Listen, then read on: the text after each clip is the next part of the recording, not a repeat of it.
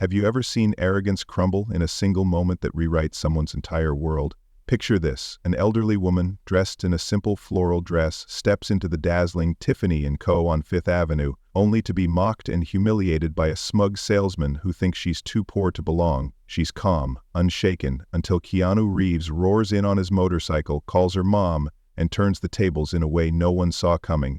He doesn't just defend her, he unveils a lesson so profound it leaves the store and the salesman forever changed. Where are you watching from right now? Your kitchen? Your couch? And what state are you in? Drop it in the comments. If this hooks you, hit like and subscribe, because what unfolds next is beyond anything you'd predict. Let's get into it. It was a crisp afternoon on March 2025 when Patricia Taylor, a 81-year-old woman with silver hair and a modest floral dress, walked into Tiffany & Co. on Fifth Avenue, New York.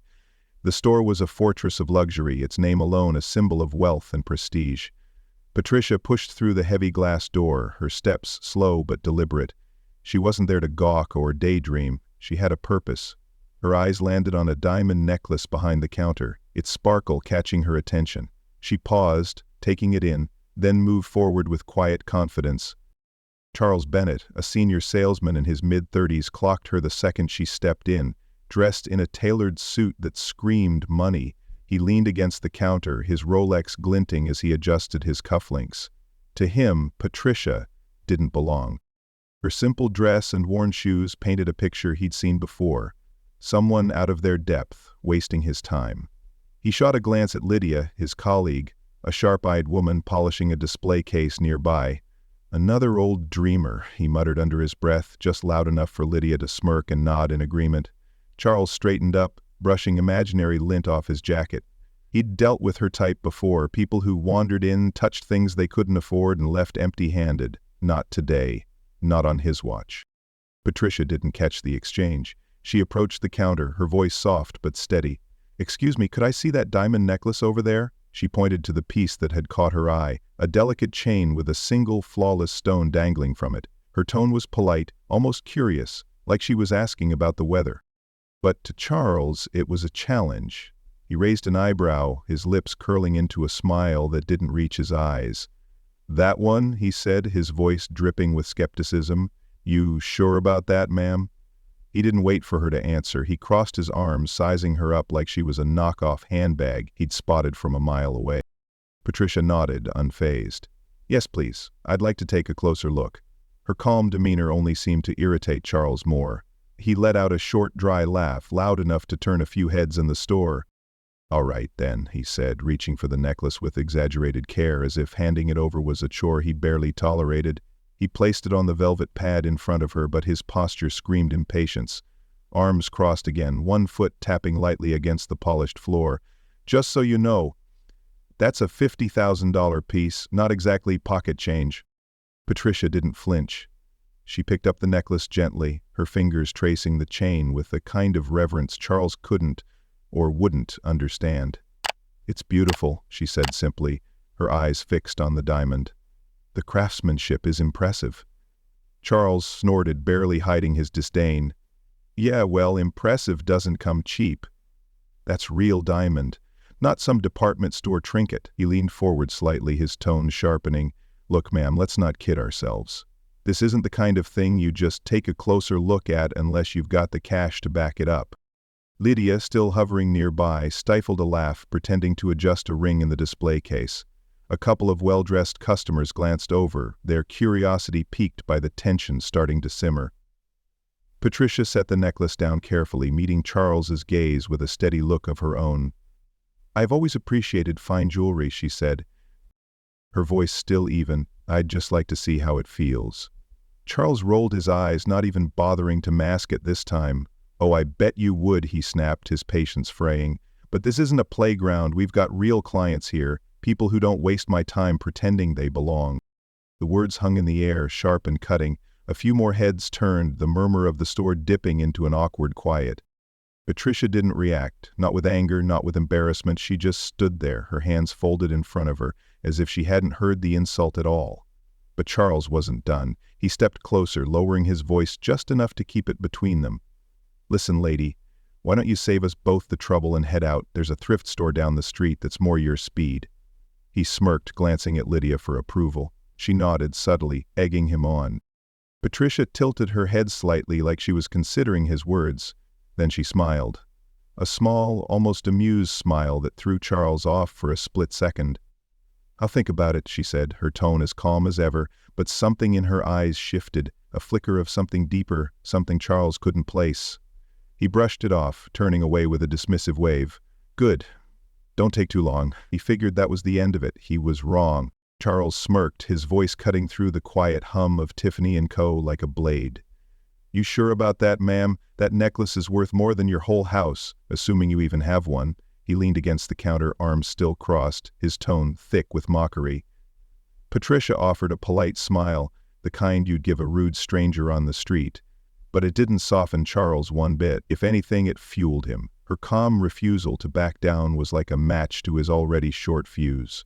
He straightened up, his fake smile vanishing as he raised his voice loud enough for the entire store to hear. "Look, this isn't a place for dreamers. You need to leave now, before I call security and have you escorted out." The words landed hard, echoing off the polished walls. A few customers froze mid-conversation, their eyes darting toward the scene. Margaret, a wealthy woman in her 50s draped in a fur coat and dripping with diamonds, stood near a display of earrings. She frowned, her perfectly manicured brows knitting together, but she didn't say a word. She clutched her purse tighter, her lips pursed as if she wanted to intervene but thought better of it. Charles didn't notice or didn't care. His focus was locked on Patricia, who stood there unflinching, her hands still folded in front of her floral dress. "I just want to see it," Patricia said, her voice as steady as ever, like she was asking for a glass of water instead of defending herself against a public attack. That did it. Charles's face twisted, his patience snapping like a brittle twig. He lunged forward and snatched the diamond necklace from her hands, his movements sharp and aggressive. "See it?" he shouted, holding the necklace up like it was evidence in a courtroom. "Who do you think you are? Touching something like this? Some broke old lady like you doesn't belong here? Don't you get that?" His voice rose with every word, venom spilling out unchecked. "This is Tiffany's, not a charity shop." The air in the store turned thick, almost suffocating. Customers shifted uncomfortably, some pretending to browse while others openly stared. Lydia, still lingering near the counter, bit her lip to hide a grin, egging Charles on with a subtle nod. A man in a pinstripe suit muttered something to his wife, who shook her head in disapproval but stayed silent. Margaret took a step back, her frown deepening, but she still didn't speak up. Charles didn't need an audience to keep going. He was on a roll now, his ego driving him like a runaway train. Patricia didn't move. She didn't flinch or raise her voice. She just looked at him, her gray eyes calm but piercing, like she could see right through his bluster. "I understand it's expensive," she said softly, "but I'd still like to try it on." Her words were simple, reasonable, but to Charles they were a slap in the face. "Try it on?" He couldn't believe it. He barked out a laugh, harsh and grating, and slammed the necklace back onto the velvet pad. "Try it on?" he repeated, his tone mocking her like she'd just asked to borrow his car. "Lady, you don't try on $50,000 jewelry unless you've got $50,000 to spend, and let's be real, you don't." He stepped closer, towering over her, his voice dropping to a venomous hiss. "I've seen people like you before. You wander in here, wasting my time, touching things you can't afford, thinking you're somebody. Well, newsflash, you're not. You're just a nobody in a cheap dress, and I'm done playing nice." He pointed toward the door, his finger trembling with barely contained rage. "Get out, now, or I'll have security drag you out, and trust me, they won't be gentle." The threat hung in the air, heavy and ugly. A few customers gasped, the sound sharp against the tense silence. Margaret finally spoke up, her voice shaky but firm. "That's enough," she said, clutching her purse like a shield. "You don't need to talk to her like that." Charles whipped around, his eyes narrowing. "Stay out of this," he snapped, brushing her off like she was nothing. "I'm doing my job, keeping this place exclusive. She doesn't belong here and you know it." Margaret opened her mouth to argue, then closed it, shrinking back under his glare. Patricia still didn't budge. She tilted her head slightly, that same faint smile flickering on her lips. "I'd rather not leave yet," she said, her voice so quiet it almost got lost in the growing buzz of the room. "I came here for a reason." Charles's face turned red, his hands balling into fists. "A reason?" he roared, loud enough to make Lydia flinch. "The only reason you're here is to waste my time. You think you're special? You're nothing, just an old hag who can't even afford the dust on this counter."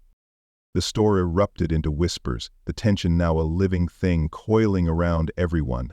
A young couple near the back exchanged wide-eyed looks, while an older man in a cashmere coat shook his head, muttering, "Unbelievable." Charles didn't care. He grabbed his phone from his pocket, his fingers shaking as he scrolled for security's number. "That's it," he said, his voice trembling with fury. "I'm done. You're out of here, one way or another." Patricia watched him, her expression unchanged, that calm smile still holding steady. She didn't argue, didn't plead. She just stood there, a quiet force against his storm. Charles dialed the number, barking into the phone, "Yeah, I need someone up here now. We've got a problem." He hung up, glaring at her with pure contempt. "You've got about 30 seconds before they toss you out on the street where you belong," he snarled. "Hope you enjoyed your little fantasy, because it's over." The whispers grew louder, the air crackling with anticipation. Margaret clutched her purse tighter, her eyes darting between Charles and Patricia. Lydia smirked, leaning against the counter like she was watching a show. And Patricia? She just waited, her hands still folded, her gaze locked on Charles like she knew something he didn't. The clock was ticking, and the whole store held its breath. The tension in Tiffany & Co. was about to snap when a low, guttural rumble cut through the air. The unmistakable sound of a motorcycle engine roaring to a stop outside. Heads turned, necks craned toward the glass doors. Charles, still clutching his phone mid-threat, froze, his finger hovering over the screen. Before anyone could process it, the doors buzzed open and Keanu Reeves stepped inside. He was all leather and quiet intensity. A brown jacket hugged his broad shoulders, a helmet tucked under one arm. His boots hit the marble floor with a soft thud as he scanned the room. Then his eyes locked on Patricia and his face softened. "Mom," he said, his voice warm but firm, carrying across the store like a lifeline. "Sorry I'm late." The room went dead silent. You could have heard a pin drop or a diamond, for that matter. Charles's jaw slackened, his phone slipping slightly in his sweaty grip. His face drained of color so fast it was like someone had flipped a switch. "Mr. Reeves," he stammered, his voice cracking as he stumbled back a step. I didn't know." The words tumbled out, weak and desperate, a far cry from the venom he'd spat just moments ago. Lydia's smirk vanished, her eyes widening as she clutched the edge of the counter. Margaret, the wealthy customer, gasped audibly, her hand flying to her chest. The other customers exchanged stunned glances, the whispers replaced by a collective hush. Keanu didn't even glance at Charles at first. He crossed the room in a few long strides, his focus solely on Patricia. He set his helmet on the counter and pulled her into a gentle hug, his arms wrapping around her like a shield.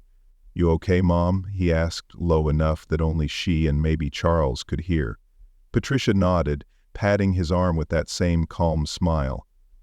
"I'm fine, dear. Just a little misunderstanding." But Keanu's jaw tightened as he pulled back, his gaze finally shifting to Charles, and when it did, the air turned heavy, like a storm rolling in. "You didn't know," Keanu said, his voice low but sharp, each word landing like a hammer. He stepped forward, closing the gap between him and Charles, who flinched but couldn't look away. "You didn't know a thing about my mom, but you decided she wasn't worth your time. You decided she didn't belong." His tone wasn't loud, but it didn't need to be. It cut deeper than any shout. "She designed costumes for some of the biggest films in Hollywood. She raised me on her own, taught me what dignity looks like, what respect means. And you?" He paused, letting the question hang. "You looked at her and saw nothing." Charles opened his mouth, his lips trembling as he tried to cobble together a defense. But she looked like—" He gestured vaguely at Patricia's floral dress, his hand shaking. "I was just protecting the store. I thought she couldn't. I didn't mean to—" His words tripped over each other, a jumbled mess of panic and excuses. Keanu shook his head, cutting him off with a look that could have stopped traffic. "Protecting the store?" he repeated, his voice steady but laced with disbelief. "From what? An old woman asking to see a necklace? Tell me, Charles." He glanced at the name tag pinned to the salesman's suit. "What exactly were you protecting? Your pride? Your ego?" Charles flinched again, his shoulders hunching like a kid caught red-handed. "I didn't know who she was," he blurted, his voice rising in desperation. "If I'd known she was your mom, I'd never, I swear, I'd have treated her different." The admission spilled out before he could stop it, and the room seemed to hold its breath. Even Lydia winced, her knuckles white against the counter. Margaret muttered something under her breath, shaking her head in disgust. The older man in the cashmere coat stepped forward slightly, his expression hard. "That's the problem, isn't it?" he said, loud enough for everyone to hear. "You shouldn't need to know who she is to treat her like a person." Keanu's eyes flicked to the man, then back to Charles. "He's right," he said, his voice softening but no less firm. "You don't get a pass because you didn't know. You don't get to treat people like trash and call it protecting the store. What you were protecting was your own arrogance, and it's not worth half as much as you think." He took a step back, standing beside Patricia again, his presence a quiet wall between her and Charles. "You judged her by her clothes, her age, her shoes. You didn't see her, you didn't even try." Charles stood there speechless, his chest heaving as sweat beaded on his forehead. His hands twitched at his sides, like he wanted to disappear but didn't know how. The store was a sea of eyes now. Customers, Lydia, even the security guard who'd just walked in, pausing mid-step as he caught the tail end of Keanu's words. Patricia touched Keanu's arm lightly, her voice gentle. "It's all right, dear. He didn't mean any harm." But Keanu's expression didn't budge. "Maybe not," he said, his eyes still on Charles. "But he caused it anyway." The silence stretched, taut and electric. Charles looked like he might collapse under the weight of it. And then, from the back of the store, a new voice broke through, a deep, stern tone that promised consequences. "Bennett!" it barked. "What the hell is going on here?" The stern voice belonged to Mr. Grayson, the store manager, a tall man in his late 50s with a salt-and-pepper beard and a no-nonsense glare. He stormed out from the back office, his polished shoes clicking sharply against the marble floor. His eyes swept the room, Keanu standing protectively beside Patricia, Charles shrinking under the weight of his own mess, and a dozen customers staring like they'd just witnessed a car crash. "Bennett!" Grayson barked, his voice booming through the silence. "What the hell did you just do? You've turned this place into a damn circus." He jabbed a finger at Charles, who flinched like he'd been slapped. "You're done. I'm firing you right now. Pack your stuff and get out." Charles's head dropped, his shoulders trembling as the words hit him, his hands still twitching from the confrontation clenched into fists at his sides. He didn't look up, couldn't look up. The bravado he'd worn like armor was gone, stripped away in front of everyone. Sweat glistened on his forehead, and his breath came in short, ragged bursts. The room watched, waiting for his next move, but he just stood there, a broken figure in an expensive suit. Lydia shifted uncomfortably behind the counter, her earlier amusement replaced by a flicker of guilt. Even the security guard, still hovering near the door, lowered his radio, unsure what to do. Then Patricia spoke. She raised a hand, her movement slow and deliberate, her voice cutting through the tension like a soft breeze. "Don't," she said, her tone gentle but firm. "Please, don't fire him." The words hung in the air, stunning everyone into silence. Grayson's mouth opened, then closed, his brow furrowing in confusion. Keanu turned to her, his eyes narrowing slightly. "Mom?" he said, his voice low, questioning. Charles's head snapped up, his red-rimmed eyes wide with disbelief. "He was wrong," Patricia continued, looking at Grayson, then at Charles. "He made a terrible mistake, but everyone deserves a chance to fix what they've broken." The store erupted into a low murmur, customers exchanging incredulous looks. Margaret, the wealthy woman who'd spoken up earlier, stepped forward, her voice shaky. "You're serious? After what he said to you?" Patricia turned to her, that calm smile returning. "I am. I've seen people make worse mistakes and come back from them. He's young, he can learn." Her words were simple, but they carried a weight that silenced the room again. Grayson crossed his arms, his stern expression softening just a fraction. "Mrs. Taylor, with all due respect, he humiliated you, publicly. That's not something we can just brush off." Charles found his voice, though it cracked as he spoke. "I'm so sorry," he said, the words spilling out in a rush. He looked at Patricia, tears welling up and spilling down his cheeks. "I was an idiot, a complete jerk. I don't know why I said those things. I I messed up so bad." He wiped his face with the back of his hand, his shoulders shaking harder now. "I didn't mean it, I swear I didn't." His voice broke and he buried his face in his hands. Sobbing openly, it wasn't the polished salesman crying, it was a man stripped bare, raw and vulnerable in a way no one expected. Lydia stepped out from behind the counter, her usual smirk nowhere to be found. She approached Patricia hesitantly, her hands clasped in front of her like a nervous kid. "Mrs. Taylor?" she said, her voice barely above a whisper. "I'm sorry too. I laughed. I went along with it. I shouldn't have. You're amazing." Her eyes flicked to the floor, then back up, a mix of shame and admiration in them. Patricia nodded kindly. "Thank you," she said, her tone warm. "It's all right. We all have moments we're not proud of." Keanu watched the exchange, his jaw loosening as he took in his mother's grace. He gave her a small nod, a silent agreement, then turned to Grayson. "She's right," he said, his voice steady again. "If she's willing to give him a chance, maybe you should too." Grayson rubbed his chin, his eyes darting between Charles, still crying, and Patricia, the picture of composure. "This isn't how we do things here," he said, but his tone wavered, less certain now. He crossed a line. A big one. Keanu shrugged. "Lines get crossed. People get second chances. Up to you." Grayson sighed, a long, heavy sound that seemed to carry the weight of the day. "Fine," he said at last, pointing at Charles. "You're on thin ice, Bennett. One more screw-up and you're gone. You owe her everything." Charles nodded frantically, wiping his eyes again.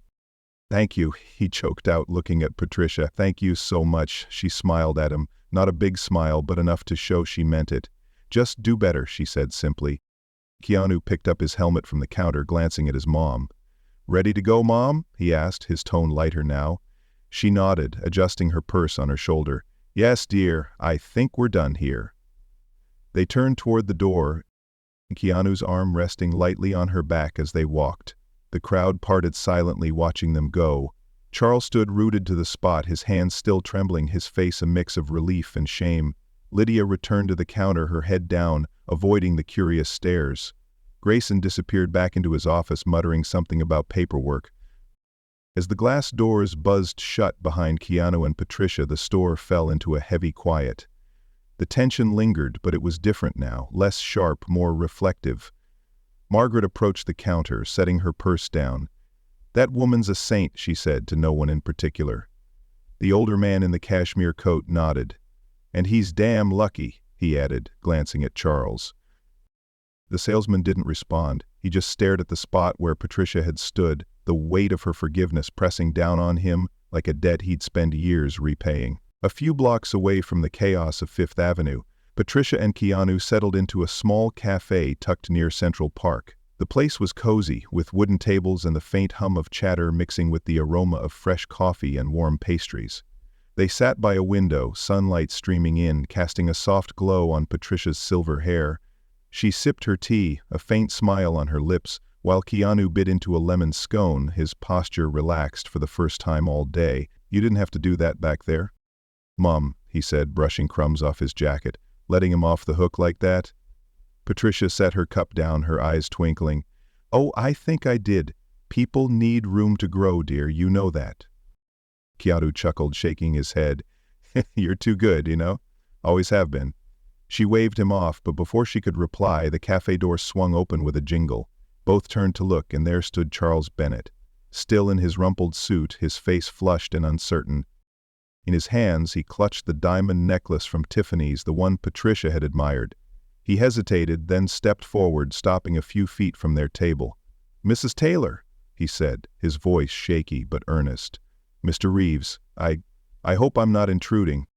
Patricia tilted her head, surprised but not unwelcoming. "Charles," she said, her tone gentle. Keanu raised an eyebrow, leaning back in his chair, but he didn't interrupt. Charles swallowed hard, holding up the necklace. "Mr. Grayson let me bring this," he said, his words tumbling out. "He said it was okay, just this once. I wanted to give it to you, as an apology, for everything I said, everything I did. I was wrong, and I'm so sorry."